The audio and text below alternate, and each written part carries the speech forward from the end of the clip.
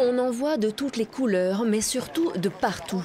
Ces trottinettes en libre-service ont envahi l'espace public. 5 opérateurs se partagent le marché, un 6e devrait arriver. La mairie de Lyon en dénombre entre 2500 et 3000.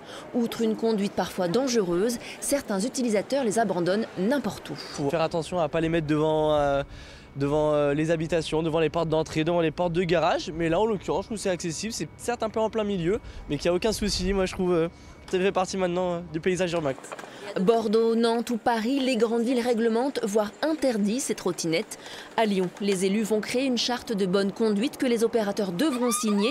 Un texte rappelant les bonnes pratiques de circulation et de stationnement. Ce n'est pas suffisant pour les associations de piétons. Dans l'immédiat, il est possible de faire quelque chose. On a les outils juridiques, on a le code de la route. Encore une fois, cet engin, ce n'est rien d'autre qu'un vélo électrique. Au lieu d'être assis sur une selle, il est debout. Il a un moteur, il va à peu près à la même vitesse que le vélo électrique. Et donc, la réglementation existe. Mais pour la mairie, ce document de bonnes intentions est pour l'instant le seul moyen de mettre un peu d'ordre face à un vide juridique. La trottinette n'existe pas dans le code de la route. Nous savons ce que c'est qu'un piéton, nous savons ce que c'est qu'un vélo, nous savons ce que c'est qu'un cyclomoteur, une moto, etc. En revanche, les trottinettes à assistance électrique qui vont à 25-30 km/h, on ne sait pas. On ne sait pas si elles sont homologuées.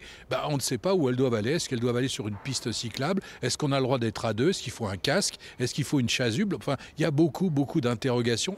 En attendant une législation plus précise, la police a reçu pour mission de ramasser les trottinettes gênantes et de les stocker aux objets trouvés. 120 engins ont ainsi été retirés des trottoirs.